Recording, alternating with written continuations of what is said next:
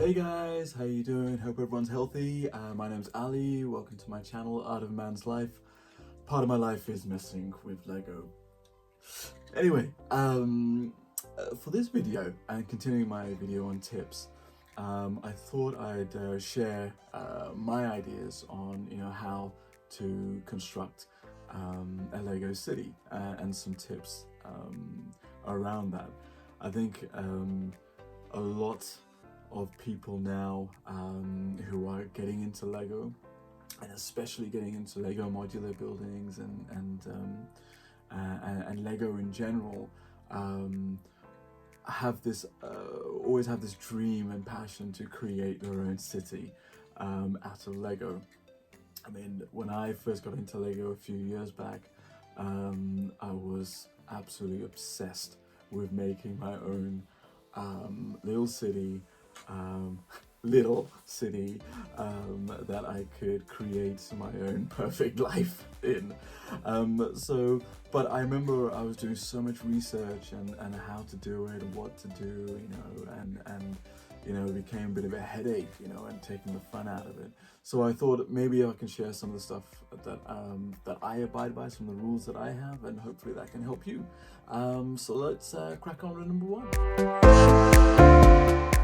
So for me, number one, I think the biggest thing to think about is space. Unfortunately, we will never have enough space as Lego addicts and fans.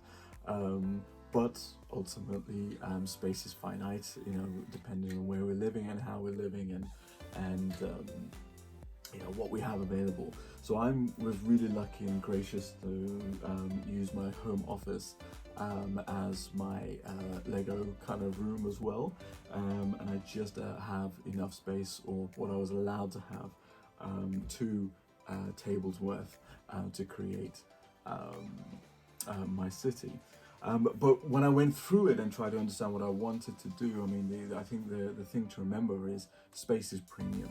And the beauty about Lego is that it works on this grid kind of system, and our base plates are, by standard base plates are 32 by 32 wide.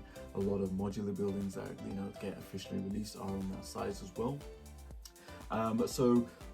The best thing to do is to map out on a piece of paper with those kind of dimensions in mind, on how this grid system will work, and the basic structure of a city is going to be around that grid system to begin with.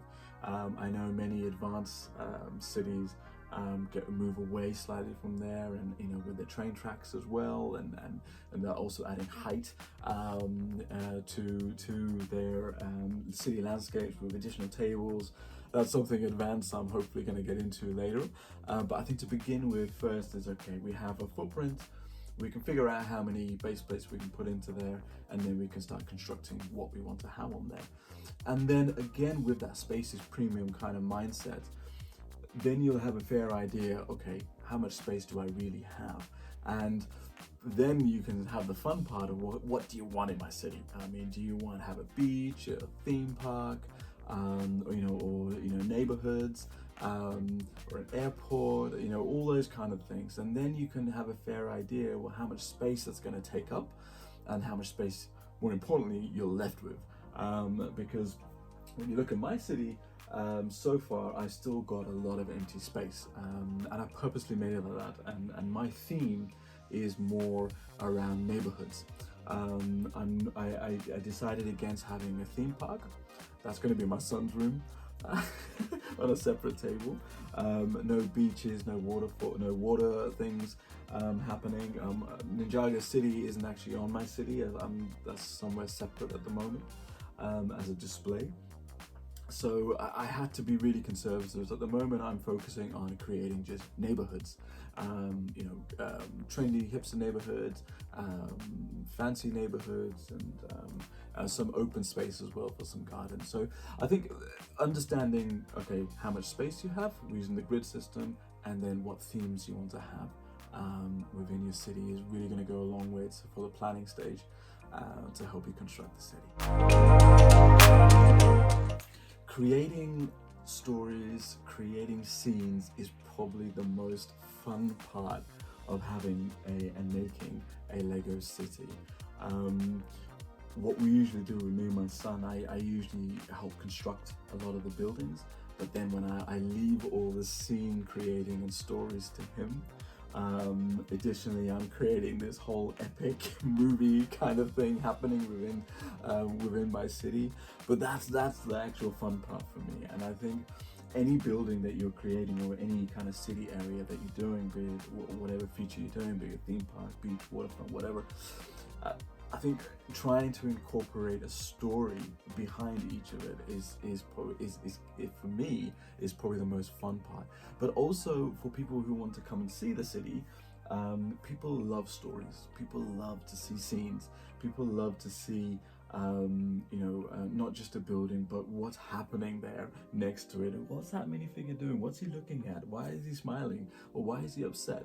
Those kind of things. So when you're building your city, try and think about, okay, what story, what scene is happening? And that obviously the fun part is that changes over time, each day, every month, every week, whatever. You're in control of it and create different scenes and stories. And that for me is so much fun. And building upon that kind of premise of stories, obviously with scenes you need minifigures.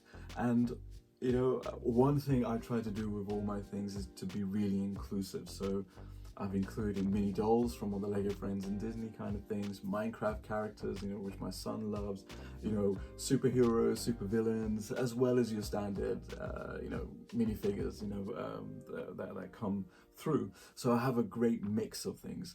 I mean, some of the Lego purists might hate me for saying this, but you don't always have to have just Lego in there. I mean, we've put in dinosaur figures that we've got. We put in some probably Thomas the Tank Engine things as well that we have. But it just adds to the fun, I think. And that's what it's all about, creating fun and having that. It doesn't have to be completely exclusively Lego minifigure classic. It can be everything related to Lego. Within the city, just to add it some more character and personality.